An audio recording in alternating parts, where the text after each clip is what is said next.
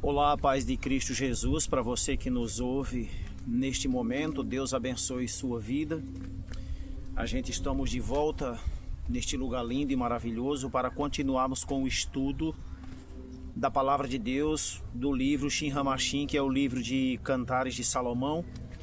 E hoje a gente vamos encerrar o primeiro capítulo do livro de Shin Ramachim, que é Cântico dos Cânticos, onde nós estamos estudando este livro verso a verso, sem ignorar nenhum versículo, sem deixar para trás nenhum versículo. E a gente temos aprendido coisas maravilhosas, grandiosas. Você tem sido o nosso companheiro, você tem sido o nosso amigo de estudo, e Deus tem nos ensinado muito através da sua palavra. Por isso, compartilhe os vídeos, tá certo? Deixa aí seu comentário, talvez algo que você sabe que precisa ser melhorado, tá certo?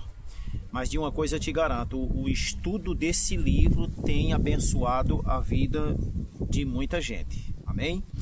Então, nesse momento, se você tem uma Bíblia, assim como eu estou com a minha, eu convido você a pegar a sua e abrir ela no livro de Cantares de Salomão, que é o livro de Shin Ramachim no hebraico, tá certo?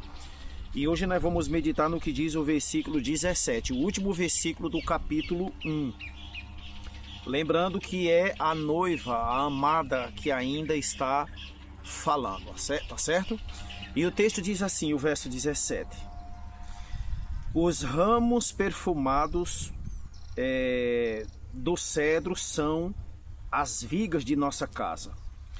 E os pinheiros, que também era uma planta, aromânticos, os caibros do telhado. Há outras versões que diz os cedros do Líbano ou do campo. Eles são os caibros ou os caibros de nossa casa. O que é isso então que a amada, a noiva, está aqui a dizer? Ela está dizendo, veja, que coisa interessante. Os ramos perfumados do cedro, diz aqui o texto, os ramos perfumados do cedro são as vigas de nossa casa. E os pinheiros aromânticos, os caibros do telhado. Se você der uma olhada, eu estou aqui em meio à natureza, eu estou no Janelas para o Rio, aqui em Bezerros, Pernambuco, nossa cidade, nossa terra natal, né? E eu sempre gosto de gravar esses vídeos em meio à natureza. Eu estou aqui num parque, onde tem diversas plantas, árvores, flores. Apesar de eu não estar gravando no lugar que tem flores, mas aqui também tem. E a noiva está dizendo aqui, ela está chamando a nossa atenção para a importância de estar ao ar livre. Deixar que a natureza, por alguns momentos, seja a nossa casa. Fazer da natureza a nossa morada, a nossa casa por alguns momentos. Eu me lembro quando eu era criança e a gente morava lá no sítio e a gente fazia nossas casas, nossas cabanas para brincar, eu e minhas irmãs e os demais irmãos e os primos que ali tinham. A gente brincava por debaixo das árvores e a gente dizia que aquilo era a nossa casa. Veja, eu era tão criança, tão inocente e nem sabia que aquilo, o que eu estava dizendo, mas na realidade, quando Deus criou Adão e Eva, a casa, o lar que Deus deu para eles e que construiu para eles era um paraíso, um jardim, chamado Jardim do Éden. Então, imagina quantas vezes o Adão e Eva tiveram suas intimidades sexual por debaixo daquelas árvores. Ou seja, como ela está dizendo aqui, não é? Os ramos perfumados dos cedros são as vigas de nossa casa. E os pinheiros, que era uma planta também, aromânticos, que era de onde se fazia perfume. Os caibros do telhado, plantas perfumadas. Então, ela está dizendo aqui que, independente de onde ela estivesse, o local seria totalmente feliz. Porque na realidade, irmãos, não é o local que faz a gente ser feliz, mas é a felicidade que está em nós, que nós levamos para aquele local.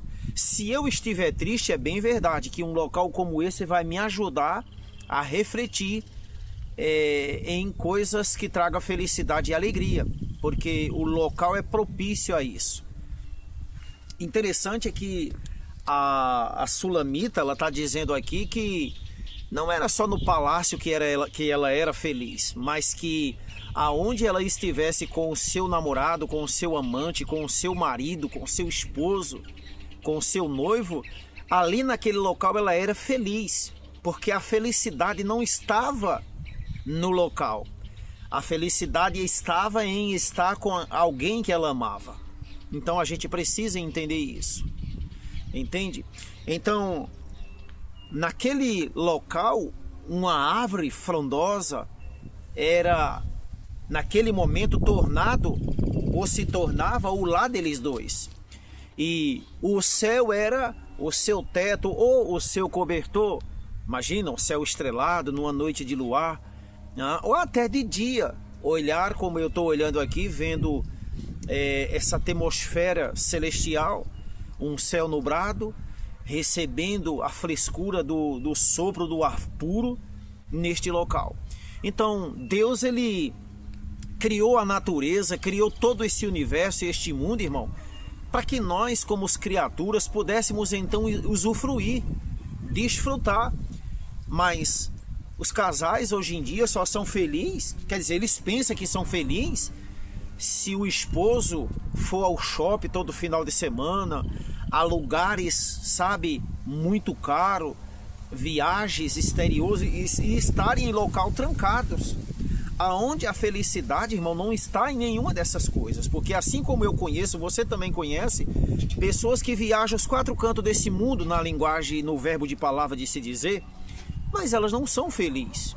Você consegue entender isso? Por que elas não são felizes? Por que sempre está faltando algo nelas? Porque a felicidade não está em passeio. A felicidade não está, querido, em uma bela mansão, em um belo palácio. A felicidade não está em viagens exteriores, em estar com quem você ama, por exemplo, em levar a sua esposa ou o seu esposo para estar num hotel de luxo. Não, a felicidade não está nisso. A felicidade primeiro está em ter Deus em vosso coração, e a felicidade está em amar de verdade, em ter amor por quem você escolheu para viver. Então, aonde você estiver com aquela pessoa, esse local será feliz, porque você já é feliz por estar com aquela pessoa. Então, querido, pense antes de qualquer coisa, antes de você pensar que felicidade está em objetos, em coisas e em lugares, pense que a felicidade é algo que deve estar em você. Então, se a felicidade estiver comigo, se eu sou uma pessoa feliz, então aonde eu estiver, aquele local vai ser feliz. Então, se eu amo aquela que está do meu lado, aonde eu estiver com ela, posso estar debaixo da ponte, como diz o ditado. Aquele local será o melhor local do mundo. Porque na realidade não é o local que me faz feliz, é aquela pessoa que eu amo, que está comigo naquele local, que está comigo por onde eu vou. Entenda isso. Então, eu não sei para quem eu estou falando nesse momento, não sei se você é feliz, se você tem um relacionamento perturbado, à base de conflito, eu não sei, ninguém é melhor do que você para saber.